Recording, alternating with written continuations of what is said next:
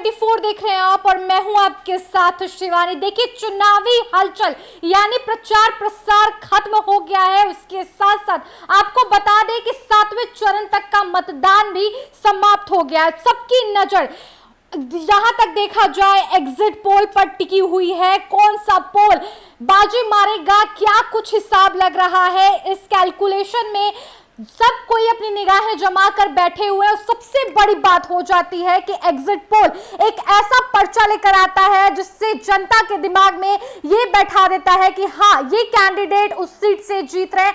हालांकि exit poll एक परिणाम भी है जिसके तहत हम ये अनुमान लगा लेते हैं कि वो कैंडिडेट जीत रहा है। आपको बता दें कि अभी हमारे तमाम सहयोगीगण, जैसा कि आप देख रहे हैं, स्टूडियो एक न्यूज 24 के स्टूडियो में मौजूद हैं और यहां से जानकारी आपके समक्ष रखेंगे कि क्या कुछ एग्जिट पोल में दावा किया जा रहा है, कौन कौन ऐसी सीट है और कहां पर कैंडिडेट किस हद तक बाजी मार रहे हैं, किसकी जीत तय है, किसकी हार तय है। ये सब एक विश्लेषण के तहत आपके समक्ष रखने जा रहे हैं। हमारे तमाम सहयोगीगण लगातार ग्राउंड जीरो से चुनावी हलचल को कवर करते आए हैं और इसी पर इनकी राय जानेंगे। इन्होंने क्या कुछ सर्वे किया, क्या तमाम एग्जिट पोल बता रहे हैं और हमारे एग्जिट पोल क्या कुछ निकलकर सामने आए हैं, आपके समक्ष रख रहे हैं। शुरुआत करते हैं नंदन, जैसा कि आप सामने हैं हमारे, बताइए कि आप ग्राउंड जीरो पे लगातार बरकरार रहे, काराकाट क्षेत्र में लगातार आप दौरा करते रहे, क्या एग्जिट पोल निकलकर सामने आ रहा है, क्या कुछ नतीजे आप देख रहे हैं, किसकी जीत किसकी हार?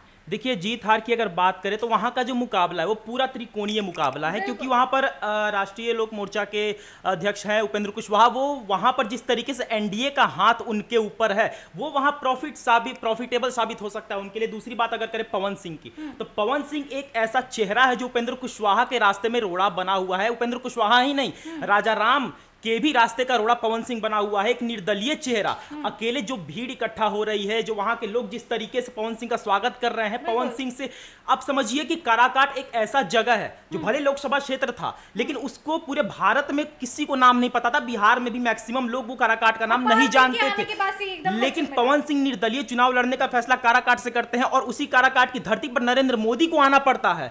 ये बहुत बड़ी बात है। काराकाट मतलब निर्दलीय चेहरे को हराने के लिए पवन सिंह खुद जो प्रधानमंत्री है वो काराकाट आकर गुहार करते हैं कि आप हमें भारी मतों से विजयी बना। बहुत बड़ी चुनावी हलचल किसकी तरफ है? देखिए, चुनावी हलचल की बात करें तो जनता होती है जनार्दन, ठीक है।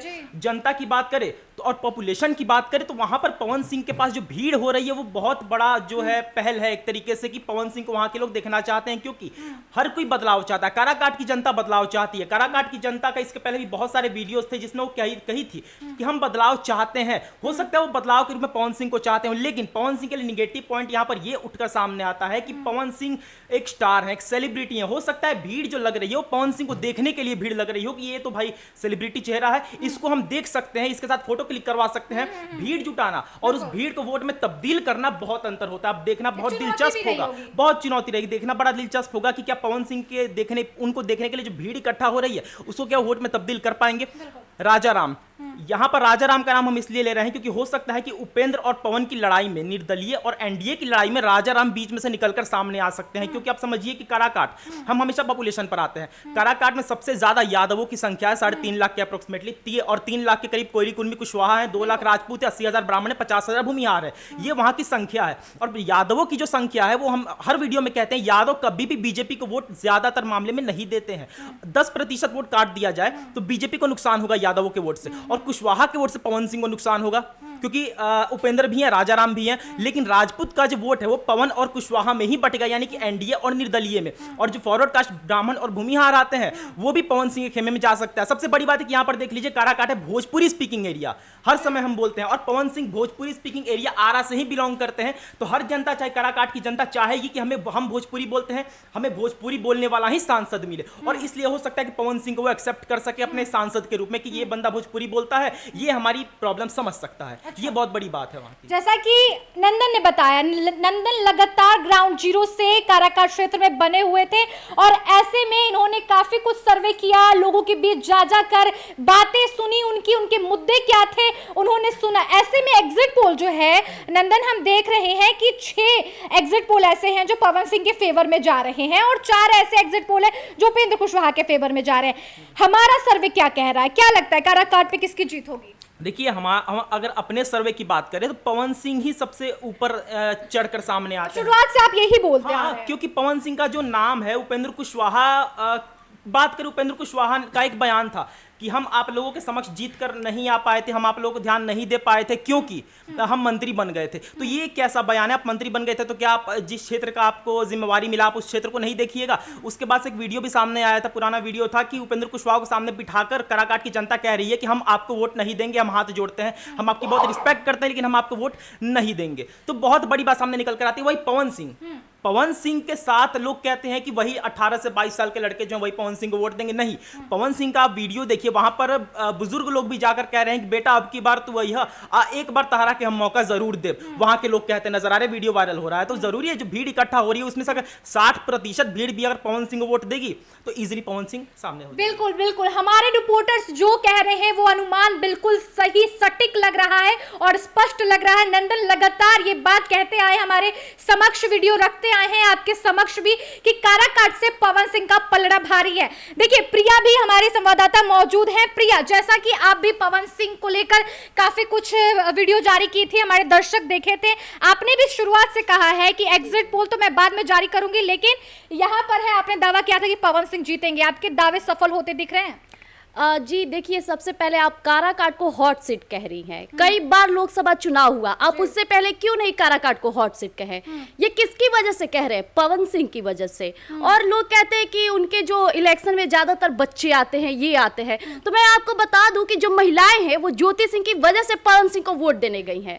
जैसा कि मैंने चुनाव दौरान मैं गई, ग्राउंड पे गई, तो वहां मैंने देखा, मैं जिसके भी मुंह से सुन रही थी तो पवन सिंह का नाम ले रहा था। तो ऑब्वियसली इस बार तो पवन सिंह ही आगे हैं और पवन सिंह ही जीतेंगे। जहां तक मैं बात करूं हिंदुस्तान की एग्जिट पोल की, तो उसने भी कहीं भी उपेंद्र कुशवाहा का जिक्र नहीं किया है। और भी कई न्यूज चैनल है जिनमें उपेंद्र कुशवाहा का नाम का जिक्र नहीं है, लेकिन पवन सिंह का जिक्र है। तो ऑब्वियसली इस बार पवन सिंह ही आगे है। बिल्कुल बिल्कुल। अगले सीट की तरफ बढ़ते हैं। हमारे साथ हमारे सहयोगी सदन जी मौजूद है। सदन जी, पटना साहिब क्षेत्र में आप क्या दिख रहे हैं? पटना साहिब क्षेत्र में किसका बहुमत इस बार ज्यादा दिख रहा है? किसकी सरकार बनेगी? कौन सा पार्टी जो है आगे निकल रहा है? क्या कुछ एग्जिट पोल आपने बनाया था और ग्राउंड रिपोर्ट में आप लगातार डटे रहे पटना साहिब में, क्या कुछ देखे हैं तस्वीर वहां की? जिस तरीके से पटना साहिब का कल माहौल था, हमने जब वोटिंग हो रहा था तो मैं जब गया था तो मैं कम से कम 40-50 महिला और पुरुष से हमने बात किया था। तो लगातार वहाँ पे जिस तरीके से हम नाम नहीं पूछा था कि आप किसको वोट दिए हो, बस प्रधानमंत्री मोदी, हमने कमल छाप पे वोट दिया। जिस तरीके से प्रधानमंत्री ने यहाँ पे रोड शो किया था, उस टाइम भी हम ग्राउंड पे थे, लेकिन वहाँ पे कुछ महिलाएं कह रही थी, अरे रविशंकर को क्यों गाड़ी पे चढ़ा दिया है? रविशंकर ने क्या किया? प्रधानमंत्री को देखने के लिए आए थे।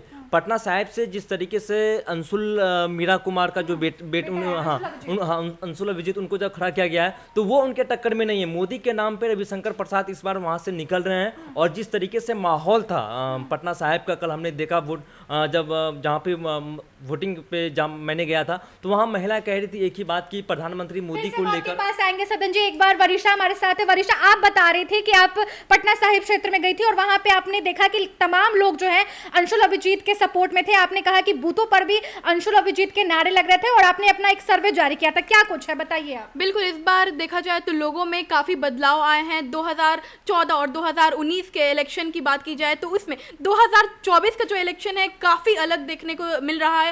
और एनडीए की जो सरकार बनेगी उसमें देखा जा रहा है कि एनडीए को बिहार में काफी सीटों का घाटा भी देखने को मिल रहा है। और इंडिया गठबंधन जिस तरीके से तेजस्वी यादव ने ताबड़तोड़ रैलियां की हैं और 251 रैलियों पर उन्होंने खत्म किया, तो जनता के बीच काफी असर देखने को मिल रही है। और मैंने जिस तरीके से कल पटना साहिब लोकसभा क्षेत्र में बातें की लोगों से, लोगों का कहना है कि सांसद के रूप में रविशंकर प्रसाद उनके क्षेत्र में कभी दिखे ही नहीं, उनके क्षेत्र में कभी काम किया ही नहीं गया।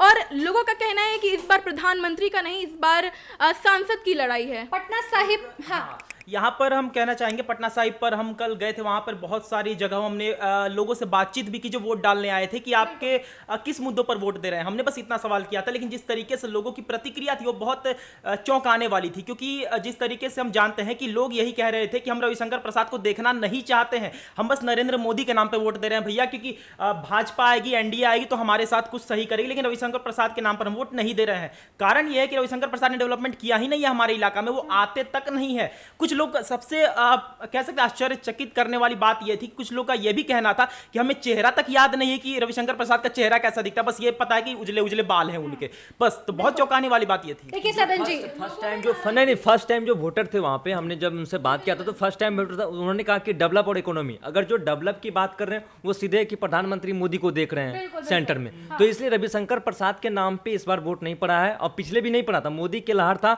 और इस बार जो प्रधानमंत्री मोदी को लेकर ही इस बार वहाँ पे वोट दिया गया है। बहिष्कार हुआ है, लेकिन रविशंकर के प्रसाद की तरफ वोट का पलड़ा भारी है। हाँ, रविशंकर प्रसाद यहाँ पटना साहिब से निकलेंगे, और अंशुल अभिजीत जो है उनके सामने में नहीं थी। क्या बता रहे हैं सदन? एग्जिट पोल ये बता रहे हैं कि 6-7 एग्जिट पोल की अगर बात करें, उसमें 6 ऐसे एग्जिट पोल हैं जो कि रविशंकर प्रसाद का दावा कर रहे हैं कि वो वहां से निकल रहे हैं। तो यही बात हो जा रही है। पटना साहिब क्षेत्र की बात करें यहाँ पर, तो यहाँ पर रविशंकर प्रसाद का बहिष्कार बहुत हुआ, उनके विरोध में कई लोग मैदान में उतरे भी, लेकिन पीएम मोदी का चेहरा जो है रविशंकर प्रसाद को इस बार जीत दिला सकता है। एग्जिट पोल का भी यही दावा है, एक न्यूज 24 का भी यही दावा है। उसके बाद पाटलिपुत्रा लोकसभा क्षेत्र पे चलते हैं। पाटलिपुत्रा लोकसभा क्षेत्र, यहां पर टक्कर काफी ज्यादा देखा जा रहा था, 2 यादव कैंडिडेट्स, 2 मजबूत गठबंधन के। क्या देख रहे हैं, क्या सर्वे निकाले आप?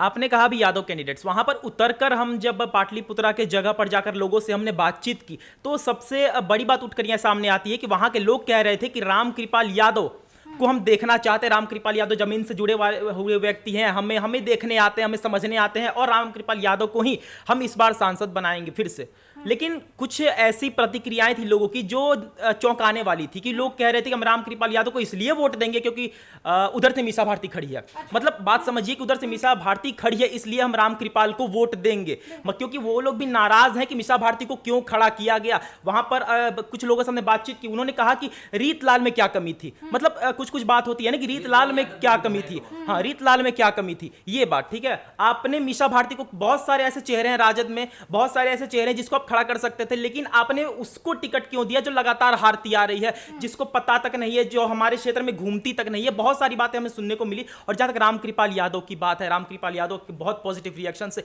और कोई भी ऐसा दो राय नहीं है कि रामकृपाल यादव वहां से जीत रहे हैं पाटलिपुत्रा से। एग्जिट पोल क्या दावा कर रहे हैं? एग्जिट पोल यही दावा कर रहा है कि रामकृपाल यादव की अगर बात करें तो सारे, मतलब पक्ष की अगर बात करें ना, तो मीसा भारती के पक्ष में कुछ है ही नहीं, कुछ भी नहीं है। वहां की जो ग्राउंड रिपोर्ट बताती है कि मीसा भारती के पक्ष में कुछ भी नहीं है। सारा का सारा जो कह सकते हैं लोग हैं, जो लोग रामकृपाल से बहुत खुश हैं, और रामकृपाल यादव को अभी ही नहीं, इसके बाद भी रामकृपाल यादव को ही देखना पसंद करते हैं। सदन जी, आप क्या देख रहे हैं पाटलिपुत्रा लोकसभा क्षेत्र में? नहीं, रामकृपाल यादव एक जीते हुए फेस, और 1994 से वो सांसद बनते हुए आए हुए हैं। और हम बात करते हैं पहले 2009 की। 2009 में जिस तरीके से लालू प्रसाद यादव को रंजन यादव ने हराया था, तो उस बार वो आरजेडी के पाले में, आरजेडी में जेडीयू से वो आरजेडी में आए हुए हैं। तो कहीं ना कहीं इस बार थोड़ा सा वहाँ दिक्कत है। रामकृपाल यादव जिस तरीके से विरोध भी किया गया, कल देर शाम गोली भी चलाई गई उनके ऊपर, और मसूरी में उनका विरोध भी किया गया है। तो कहीं ना कहीं थोड़ी सी दिक्कत रामकृपाल यादव को हो सकती है। लेकिन एग्जिट पोल ये बता रहे हैं, कम से कम 10 एग्जिट पोल की हम बात करते हैं, उसमें से 6 एग्जिट पोल ऐसे हैं जो कि रामकृपाल यादव के फेवर में है। मीसा भारती क्योंकि तीसरी बार वहाँ से किस्मत आजमा रही है, 2 बार वो फेल्योर हो चुकी हैं, और मीसा भारती तब आती हैं जब चुनाव का माहौल होता है, 2 मन 3 मन बचता है, तो वो आके अपना फील्ड सजाती हैं और फील्डिंग करने के लिए शुरू करती है। लेकिन रामकृपाल यादव ऐसे हैं, अगर किसी बच्चे का जन्मदिन है, कोई ग्रामीण इलाका है, तो वो वहाँ पे पहुँचते हैं, उनके घर पे जाते हैं, अगर उनको कोई निमंत्रण करता है तो कहीं ना कहीं रामकृपाल यादव वहाँ जमीन से जुड़े हुए हैं, उनका वहाँ पे पाला। महिलाओं का वोट निर्णायक रहा है, हर बार रहा है, हर चुनाव में रहा है। इस बार पाटलिपुत्रा लोकसभा क्षेत्र में आप गई थी, आपने रिपोर्टिंग किया, महिलाओं से बातचीत की, क्या कुछ देख रही हैं वहाँ की तस्वीर आप? महिलाओं का जो एक वोट है वो काफ़ी महत्वपूर्ण फैक्टर हो सकता है ये इलेक्शन को लेकर के। देखा जाए तो रामकृपाल यादव एक ऐसे नेता हैं जो ज़मीन से काफ़ी जुड़े हुए नेता हैं। वे लोगों की जयंती बरसी में भी शामिल होते हुए दिखते हैं। लेकिन देखा जाए तो लोगों में गुस्सा है, ज़रूर गुस्सा है, इसलिए क्योंकि विशेष पैकेज का, विशेष राज्य का दर्जा अगर बिहार को मांग की गई तो सेंट्रल से हमें मिला नहीं, तो लोगों में इस चीज़ को लेकर नाराज़गी ज़रूर है। लेकिन फिर भी देखा जाए तो रामकृपाल यादव का पलड़ा भारी दिख रहा है पाटलिपुत्र लोकसभा सीट। यही वजह हो जाती है एक न्यूज़ 24 हमेशा सटीक और स्पष्ट राय रखता है और हमेशा जनता के हित में आवाज उठाता है, और यही वजह है कि इस बार का लोकसभा चुनाव 2024 इस बार देखें तो किसका पलड़ा भारी है, किसकी तरफ जीत जा रहा है, एक एक बारीकी से टटोला गया है। एक न्यूज़ 24 की तरफ से हमारे रिपोर्टर लगातार ग्राउंड जीरो से रिपोर्टिंग करते आए हैं। अब सीधे सीट की तरफ बढ़ते हैं, हाजीपुर लोकसभा क्षेत्र। देखिए नंदन, क्या देख रहे हैं यहाँ पे? आपने तो यहाँ वहां पर कवर किया है, सब कुछ बारीकी से देखा है, क्या कुछ नतीजे वहां से निकल कर आए हैं? हाजीपुर की जो बात है, वहां की जनता जो है, समझिए बात को कि एक जनता का स्पष्ट एक सवाल हमसे था। हम सवाल कर रहे थे कि किन मुद्दों पर वोट दीजिएगा, किसको दीजिएगा, तो उधर से हम ही से सवाल हो रहा था कि देखिए आपको बात बताते हैं, पशुपति पारस उनको हटाने की क्या जरूरत थी? यही शिवचंद्र राम थे जिसको हराकर पशुपति पारस आए थे, 2 लाख वोटों से हराए थे। ठीक है, ऐसा नहीं है कि छोटे मोटे से। तो पशुपति कुमार पारस जो एकदम सटीक चेहरे थे, उनको हटाकर आपने किस हिसाब से आपने वो चिराग पासवान को टिकट दिया? ठीक है, वहां के लोगों का मानना था कि हम चिराग पासवान को वोट नहीं देंगे, सीधे कह रहे थे। हमने सवाल किया कि चिराग पासवान में क्या कमी है भैया, एजुकेटेड हैं और लोग तो उनको सीएम के रूप में देखना चाहते हैं बिहार के, तो बोलते हैं कि नहीं, हम इसलिए वोट नहीं देंगे क्योंकि वो जीतेंगे और जीत कर जाएंगे दिल्ली, वहां सोएंगे वो जाकर, और जीत के बाद वो आएंगे नहीं, ये वहां के लोगों का कहना था। लोग ने कहा कि रामविलास रहते तो हम रामविलास को वोट देते, हम रामविलास के नाम पर वोट नहीं देंगे, हम रामविलास को वोट देते, हम पशुपति पारस को वोट देते, पशुपति पारस हमारे परिवार हैं, उन्होंने ये कहा। लेकिन चिराग पासवान हमारा परिवार नहीं है। और विरासत की भी तो लड़ाई है ना यहाँ। तो विरासत की लड़ाई से वहां के लोग बहुत जागरूक है। वहां के लोग जो है ना, वो अपना डेवलपमेंट देखते हैं हाजीपुर में। ठीक है, और जिस तरीके से उन्होंने कहा था, हमने कहा ना कि यही शिवचंद्र राम थे जिनको हराकर पशुपति पारस जीते थे, 2 लाख वोटों से उन्होंने करीब हार आया था। तो वो बहुत बड़ा मुद्दा होता है ना कि जो लगातार जीत रहा है, जिसके हाथ में डोर है, उससे आप छीन कर अगर ऐसे व्यक्ति को जिम्मेवारी दे दीजिएगा जिसको वहां के लोग पसंद ही नहीं करते हैं, तो आपको तो नुकसान झेलना पड़ेगा। आपके पास आएंगे, सदन जी के पास जाते हैं। सदन जी, आप भी हाजीपुर लोकसभा क्षेत्र में बारीकी से घूमे, क्या कुछ देख रहे हैं? आपका एग्जिट पोल क्या है, और जो सर्वे बड़े बड़े मीडियाज निकाले हैं, जो लगातार हर चुनाव में निकालते आए हैं, उनका दावा क्या देख रहे हैं? देखिए हाजीपुर अगर हम ग्राउंड की बात करें तो वहाँ कहीं ना कहीं लोगों में ये नाराजगी थी कि पशुपति पारस को आखिर क्यों हटाया। जो व्यक्ति तकरीबन 2 लाख 2.25 लाख वोटों से जो व्यक्ति जीत रहा है, आखिर उसको रिप्लेस क्यों किया गया? लोगों में ये इस चीज को लेकर नाराजगी थी। चिराग पासवान हेलीकॉप्टर से आते हैं, चुनाव प्रचार प्रसार करते हैं, माहौल बनाते हैं, फिर निकल जाते हैं। जिस तरीके से उन्होंने भी बताया कि राजद जो प्रत्याशी शिवचंद्र राम है, उनकी भी वहाँ पे वेटेज है, और एग्जिट पोल में भी कुछ ये भी दावा किया गया है कि ये मोदी के जो हनुमान है, ये उनके पाले में ये सीट आती है, यानी ये एक बड़ी बात है। क्योंकि कई एग्जिट पोल ऐसे भी हैं हाजीपुर को लेकर संशय बना हुआ है, क्योंकि लोगों में काफी नाराजगी थी पशुपति पारस को लेकर, क्योंकि पशुपति पारस केंद्र में मंत्री थे, और जब वो आते थे यहाँ पटना तो वो हाजीपुर जरूर जाते थे, हाजीपुर जाते थे, वहाँ वो रात गुजारते थे। लेकिन चिराग पासवान ऐसा नहीं करते। लोगों में इस चीज को लेकर नाराजगी कहीं ना कहीं थी। इसका अगर हो सकता है जिस तरीके से 40 सीटों की बात अगर हम करें तो 7 से 10 सीट का अनुमान है कि इंडी गठबंधन के पाले में जा सकता है, तो वो हाजीपुर सीट हो सकता है कि मोदी का हनुमान का सीट बचेगा या नहीं, ये 4 जून को स्पष्ट तरीके से पता चलेगा। जी प्रिया, चिराग पासवान को लेकर आपकी क्या कुछ राय? जीत रहे हैं कि हार रहे हैं? जी, जिस तरह से इन्होंने कहा कि लोग उनका विरोध भी कर रहे हैं कि वो क्षेत्र पे नहीं आते थे, तो मैं आपको बता दूं कि बिहार के लोग चिराग पासवान को पसंद भी कर रहे हैं, और जिस तरह से मोदी उनका समर्थन करते हैं, सहयोग करते हैं, तो चिराग पासवान आगे जा भी सकते हैं। तो मुझे तो लगता है कि चिराग पासवान इस वोट में आगे चले जाएंगे हाजीपुर से। बिल्कुल। आरा लोकसभा क्षेत्र में आ जाते हैं, यहां पर भी एक बार चर्चा कर लेते हैं क्या कुछ यहां के एग्जिट पोल दावे कर रहे हैं। हमारे रिपोर्टर आरा क्षेत्र में लगातार घूमते रहे हैं, बारीकी से रिपोर्टिंग किए हैं, किसकी जीत किसकी हार क्या कुछ हमारे एग्जिट पोल बोल रहे हैं, चलिए आपके समक्ष रखते हैं। आरा सीट पर क्या देख रहे हैं नंदन आप? देखिए बेसिकली हम बात करें तो हम खुद आरा से आते हैं, ठीक है, तो हमें ज़्यादा अच्छे से पता होगा, और वहाँ जाकर हमने लोगों से पूछताछ भी की कि आरा में क्या भाई डेवलपमेंट हुआ है, क्योंकि हम तो वहीं से आते हैं, हमको पता है बेशक, लेकिन जब हमारे हाथ माइक होती है तो हम लोगों की प्रतिक्रिया ज़्यादा दिखाने का प्रयास करते हैं।